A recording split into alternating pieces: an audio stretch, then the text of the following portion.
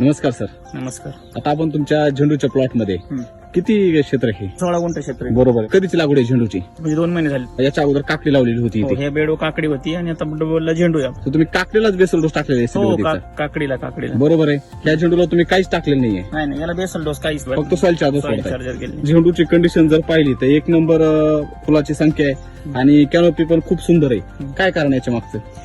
याच्या मागचं म्हणजे ही यासाठी वैदिकची ताकद आहे. जे जमिनीची ताकदची वाढत चालली बरोबर. की मला अनुभव आला. आणि काय झालं, आपण 1 वर्ष झालं याच्यात केमिकलचं काहीच म्हणजे दाणेदार खतं बित आपल्या अजिबात वापरत नाही. आपण पूर्ण यासाठी वैदिक प्लॉट आहे आपला. त्याचे परिणाम बघतोय आज आपण.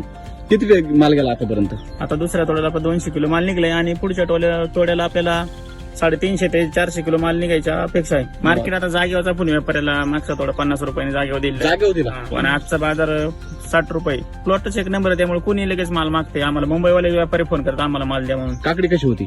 काकडी 1 नंबर होती साहेब. 27व्या दिवशी काकडी चालू झाली. कसा रेट जायचं बाजारात? त्या टायमिंगला सुरुवातच आपल्याला 30 रुपयाची बाजारची झाली होती. उन्हाळ्याचं फुल सेटिंग होत नव्हती हो. आजूबाजूच्या शेतकऱ्यांना, पण आपल्याला जबरदस्त फुल सेटिंग झाली. मधमाशी प्रॉपर वावरत होती आपली. ते अजून एक मी त्याच्यावर पीक काढणार आहे काकडीचं. हो. आणि मगच आपल्या एवढी ताकद त्याच्यात. बरोबर मला आहे. माहिती एक झाली. बेड भरल्यानंतर बरोबर, याचा बेड भरल्यानंतर 3 दोन पिकं तीन निघणार, निघतात. 3रं सुद्धा पीक निघणार आहे आणि मी काढणार आहे काकडीचं. तुम्ही बघायला येऊ शकता परत 3रं. धन्यवाद. धन्यवाद.